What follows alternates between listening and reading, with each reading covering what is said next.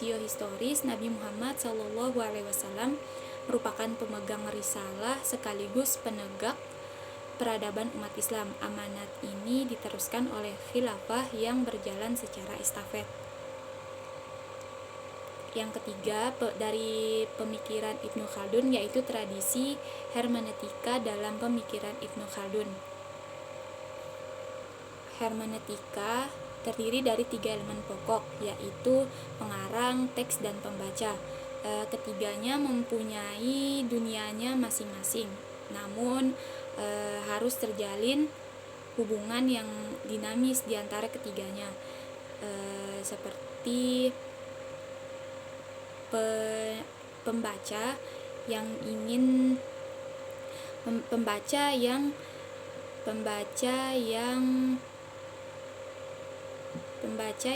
ketika dihadapkan dengan teks dan ingin mendapatkan maksud dari teks tersebut harus berani mengenal setiap makna dari kata-kata yang tergantung, dan juga pembaca diharapkan dituntut untuk menangkap aspirasi yang ada dalam nurani pengarang secara keseluruhan. Sering pembaca menarik benang merah yang tidak sesuai dengan pesan pengarang karena kurang memahami maksud dari pengarang. Sedangkan dalam filsafat sejarah ilmu Khaldun, struktur ini terdiri dari pelaku sejarah, substansi sejarah, dan pembaca sejarah. Seorang pembaca sejarah harus menguasai kaidah dalam periwayatan sejarah, karakteristik pelaku sejarah, tabiat yang ada, problematika, perpecahan umat, dan sebagainya. Hal ini agar sejarah yang dibacanya dapat dipahami secara utuh dan terhindar dari keputusan mata rantai generasi. Selanjutnya yaitu Ibnu Khaldun dan filsafat sejarah.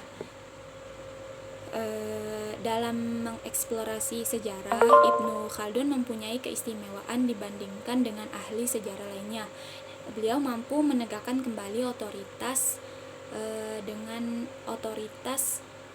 kebenaran sejarah melalui pembacaan yang kritis terhadap peristiwa masa lalu.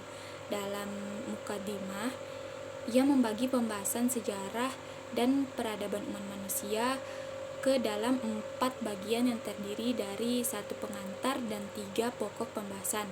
Yang pertama yaitu pengantar yang menguraikan tentang manfaat besar historiografi atau ilmu sejarah, pengertian tentang segala metode historiografi dan sejarah sepintas, menyebutkan kesalahan para sejarawan.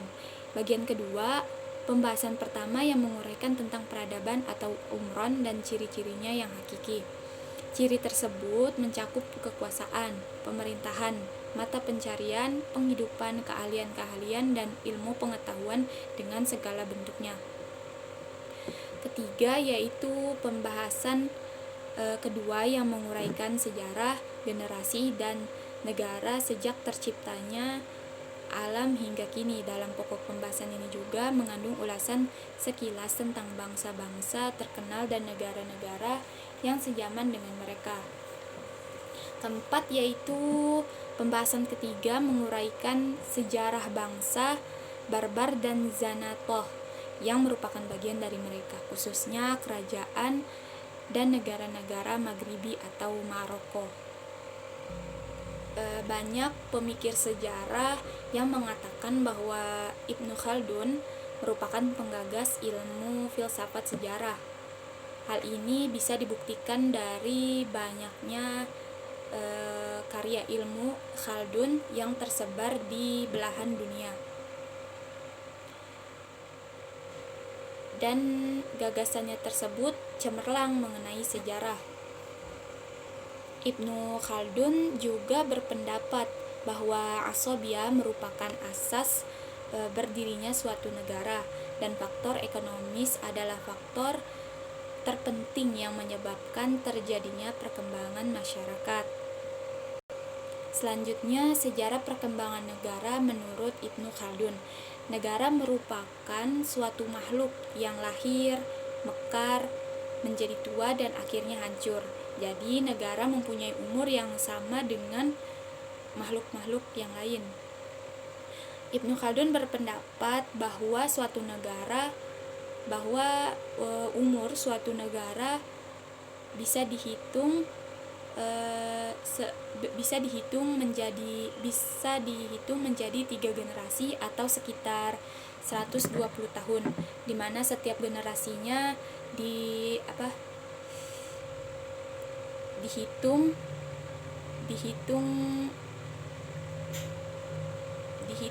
umur seseorang yang biasanya 40 tahun. 3 generasi tersebut adalah yang pertama, generasi pertama, hidup dalam keadaan primitif yang keras, jauh dari kemewahan dan kehidupan kota, masih tinggal di pedesaan atau di padang pasir. Generasi kedua berhasil meraih kekuasaan, mendirikan negara, sehingga ini pun beralih ke kehidupan primitif yang keras ke kehidupan kota yang penuh dengan kemewahan. Selanjutnya generasi ketiga, negara mengalami kehancuran sebab generasi ini tenggelam dalam kemewahan, kemudahan dalam mendapatkan sesuatu, penakut dan kehilangan makna kehormatan, keperwiraan dan keberanian. Tahap pendirian negara merupakan tahap mencapai tujuan, menaklukkan sejarah, halangan dan rintangan, serta menguasai kekuasaan. Negara sendiri tidak akan tegak kecuali dengan asobiah atau solidaritas. Selanjutnya, menurut Ibnu Khaldun ada beberapa tahap bagi pendirian negara. Pertama itu tahap pemusatan kekuasaan, yaitu kecenderungan yang alamiah pada manusia. Pada waktu itu pemegang kekuasaan melihat bahwa kekuasaannya telah mapan. Tahap kedua yaitu menikmati kekuasaan. Tahap untuk menikmati buah kekuasaan yang seiring dengan watak manusia, seperti mengumpulkan kekayaan, mengabadikan peninggalan-peninggalan, dan meraih kemegahan. Negara pada tahap ini berada pada puncak perkembangannya. Di tahap ketiga yaitu tahap ketundukan dan kemalasan. Pada tahap ini negara dalam keadaan statis atau tidak menunjukkan peningkatan atau tidak menunjukkan penurunan.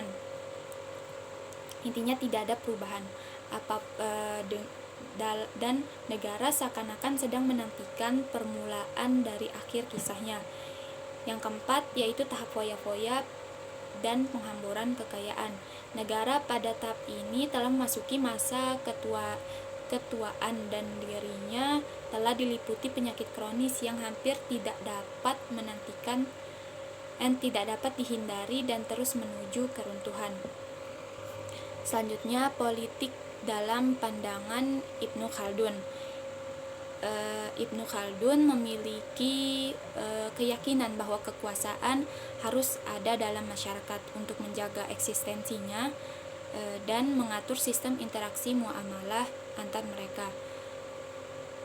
Dalam konsepnya, kekuasaan harus didasari oleh asobiah atau solidaritas tadi, di mana sekelompok masyarakat mempunyai kesepakatan untuk mendirikan kekuasaan, mempunyai komitmen yang sama. Asobiah ini bukan hanya karena pertalian darah, tetapi juga bisa berupa perjanjian, kesamaan nasib, dan latar belakang. Namun dari asobiah ini sebenarnya yang paling kuat yaitu garis nasab atau keturunan.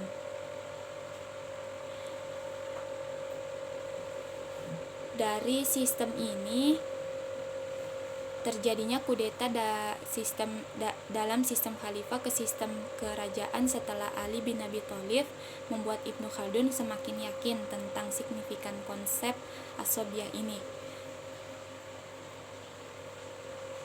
Berangkat dari konsep ini, suatu negara yang dibangun dengan prinsip asobiah keturunan hanya akan bertahan selama 4 generasi, karena sampai ke generasi keempat asobiah akan pudar dan runtuhlah negaranya. Untuk tahap selanjutnya, kekuasaan akan beralih ke kelompok yang mempunyai asobiah lain. Tesis ini